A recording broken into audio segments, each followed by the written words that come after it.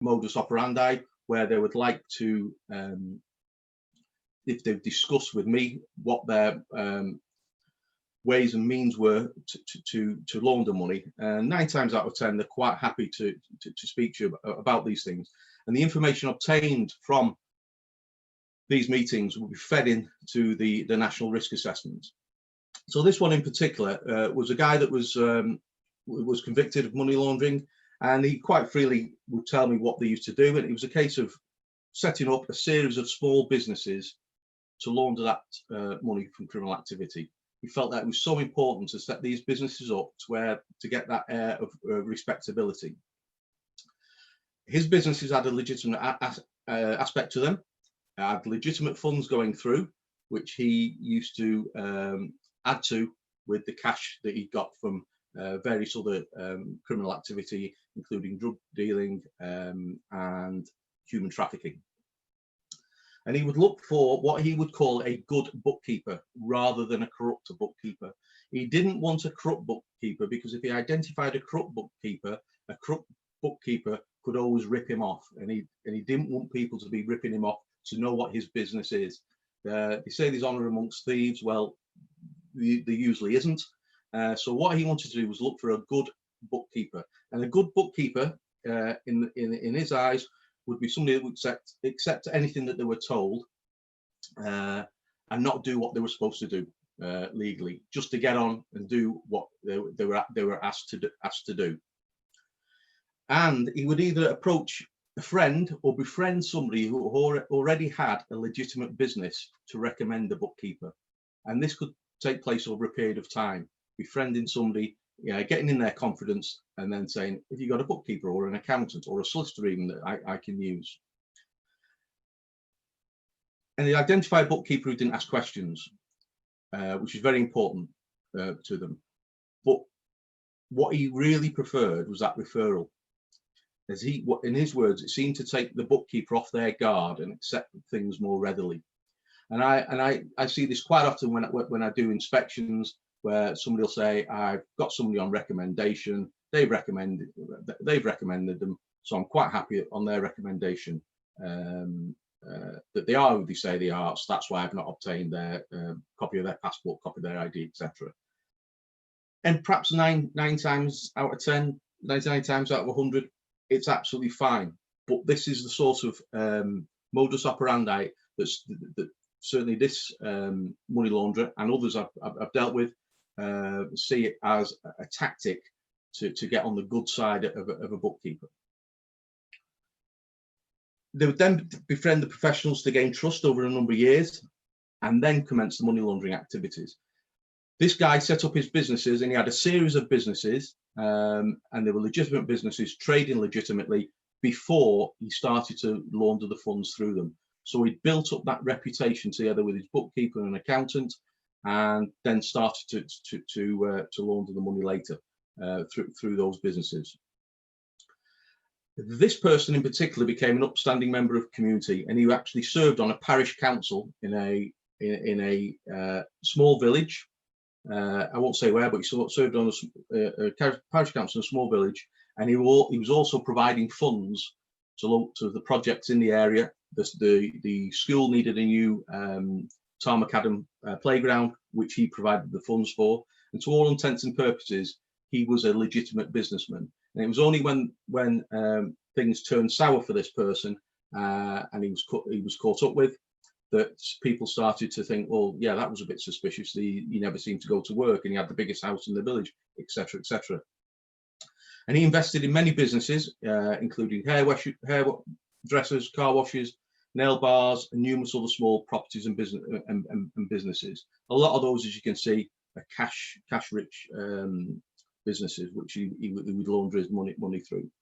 Now, he received a substantial term of imprisonment, and a judge ordered him to hand over £100 million, which they believed he'd benefited in during his criminal activity, or face another double-figure term behind bars. He opted to serve another term, and I think it was another term of 12 years rather than hand the money over, because he had it stashed away all over the place. So that's one example of how an organised criminal would try to use the services of a bookkeeper in that way. This other one, this is in relation to when some information came in about a bookkeeper that had a reputation for not always meeting clients and relying on identification documents being forwarded via email. Again, this is something that I see quite a lot of the time when I'm doing my inspections.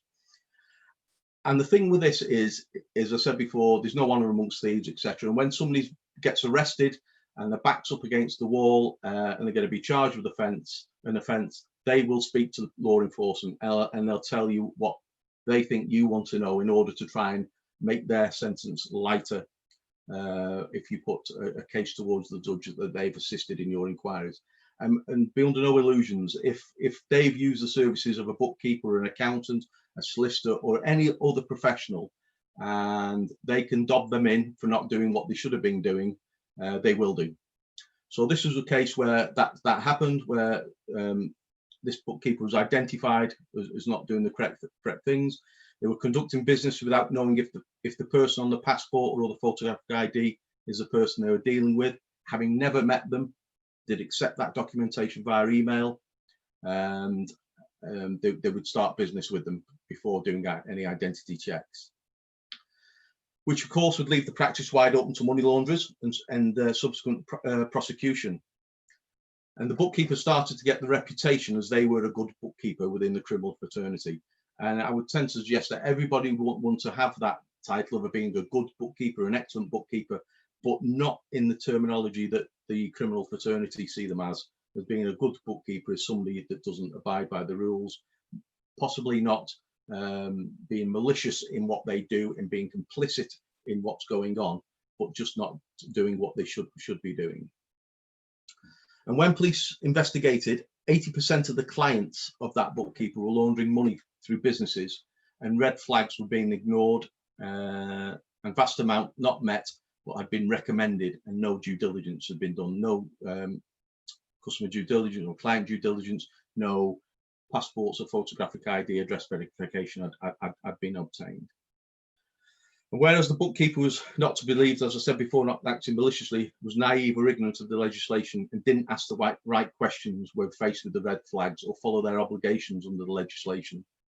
Again, for whatever reason, they didn't do what they should have done, but they got themselves into a position where other members of the criminal fraternity, other people that wanted to launder money, were approaching them to use those services. And it was a bit of a vicious circle, really, because they would turn up on recommendation of one of their other clients, and before you knew it, 80% of their clients were laundering money. And they'd been identified as the bookkeeper to go to for no questions asked service. And again, you don't want to have that reputation.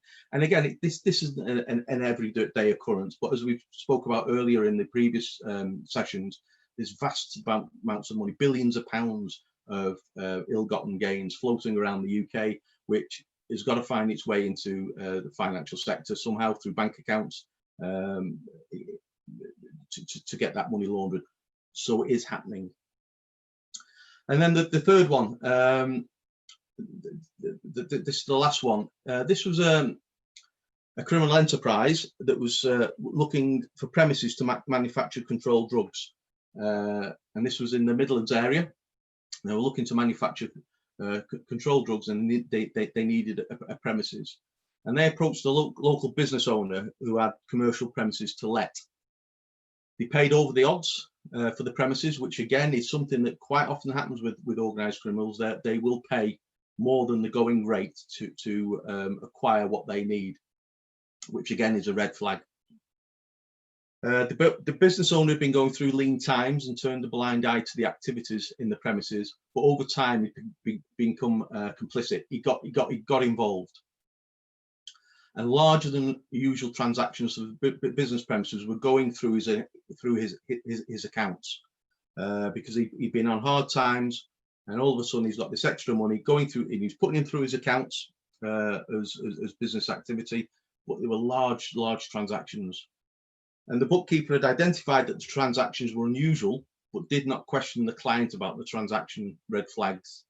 and also noticed there was an increase in the lifestyle of the client. This was a case that I dealt with, and the client was didn't have much money at all. But when these people came up to rent the properties from him, all of a sudden he got a brand new car. His lifestyle increased. A look on his Facebook profile showed he was awash with money. All red flags that the bookkeeper had identified, but unfortunately hadn't done anything about it. And when that client was arrested 3 years later, so this activity had been going on for 3 years, and that bookkeeper was visited, and it was identified that they did not question the suspicious activity or submit a SAR. Quite happily said, yeah, I thought it was suspicious, I thought it was strange. Turnover had suddenly gone through the roof, nothing else had changed, lifestyle had changed. I was suspicious, but I didn't ask, and I didn't submit a SAR. And that drug factory had a number of illegal immigrants working in the commercial unit against their will. And that was a case that went to court. The bookkeeper wasn't prosecuted in that case. They received a caution for not submitting a suspicious activity report, but the judge actually commented, if that bookkeeper had done what they should have been doing from the very start and submitted a suspicious activity report, not only would that person have been stopped from manufacturing controlled drugs over a 3-year period, but also the health and welfare of those illegal immigrants could have been stopped. So there was a lot of finger pointing at that case towards the bookkeeper and some other professionals as well. So in summary of that, complacency, make sure you're not complacent. There's a naive attitude of professionals within that and other cases that I've discussed in the past. Lip service was paid to the disclosure regime. No suspicious activity reports submitted when it was obvious there was suspicious activity going on. And blurring of the lines between professional obligations to the client and the criminal acts. Just make sure you don't cross that line. Professionals are and will remain a necessary component in most money laundering schemes, and a willingness to accept anything the client says, irrespective of the absurdity or in the face of clear facts to the contrary. If you're not happy about it, question it. Criminals need the service of accounting professionals in the cleaning up of dirty money. That features in the national risk assessment. It's a done deal. They need your services. They need your services of yourself, accountants, solicitors to get through the legality and get their money laundered.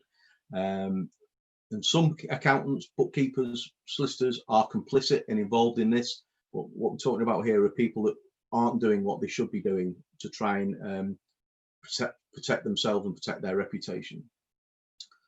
Professional skills vital in the laundering process.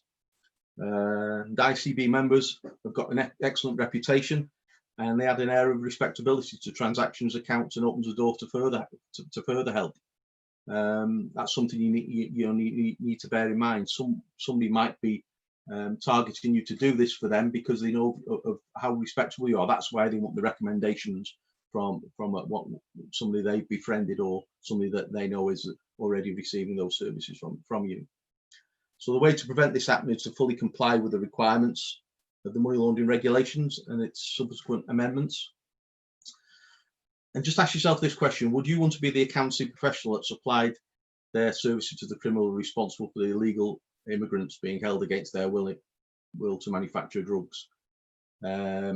I think your reputational damage would be vast if you ended up dealing with a client that was involved in that sort of thing because you were naive and you didn't do what you should be doing. So what does this mean for you as an ICB bookkeeper? Well, know and understand your obligations in relation to the money laundering regulations. It's what it's all about. Understand what you should be doing. Fully identify clients and understand their business structure and activity. Again, you need to do that. You need to know who your clients are, what the business structure is, and know who to get your due diligence off. And don't be afraid to ask a client to clarify things if you are unsure of. Very important. And again, when I do inspections, I'll ask someone, well, have you asked your client about that? Well, I don't like to, because, well, it's your job. You're gonna have, you need to ask them. If you're not sure of something, ask, because it might be that you just need to submit a suspicious activity report, and if you don't submit it, then you leave yourself wide open if it transpires at a later date that you should have done. And there we go, report suspicion. And if you're unsure about anything, speak with ICB, speak with me, as always. My email is on there. More than happy for you to contact me, like lots of you do after these sessions. More than happy for you to do that. And think about this: if you get a visit by law enforcement, if any of those scenarios there that I've given there, if you got a knock on the door by law enforcement this afternoon and they said, we're investigating your client, Mike Jardine, we believe he's laundering money, can you put your hand on your heart and say to yourself, I've done everything that I need to do under the legislation, and carried out my obligations to make sure that I've done what I can do. It may be that Mike Jardine isn't money laundering, but if you've done what you expected to do, and you'll never ever be criticised for that. And hopefully you can be a good accountant for the right reasons. Good accountant, good bookkeeper, for the right reasons, not for the reasons that the criminal fraternity are looking for. And more, because as the legislation gets tighter and tighter, and I'm sure next year, well, there is some more legislation coming out next year. There's a 6th EU directive on the cards in the future. Some amendments to the money laundering regulations are all in the pipeline. As things get tighter and tighter, these organised criminals will look towards the bookkeepers to try and get them to launder their money on their behalf, or with their assistance. So there we go. They're just 3 case studies that I've selected. We have got some more that Steve Hardwick's got some that go into a little bit more depth, and one that we can perhaps carry out in the new year, and I've perhaps a little bit of a question and answer session in relation to that one that Steve's got. But in the meantime, as I always say, just drop me an email if you need anything. Any questions that you want to ask, feel free to ask. As I say, lots of you are doing that after these sessions. So that's great. Thanks very much for listening. Hiya. So we don't have any questions in the chat at the moment. Just some thank yous, and I don't see any on Facebook either. So I think people will email you. Yeah, that's absolutely fine. It's probably not the session that a lot of questions come out of. It's more with the case studies. But as I say, more than happy. Just drop me an email. Lots of lovely feedback in the chat though, so that's always nice. Good. Thank you. Bye everyone.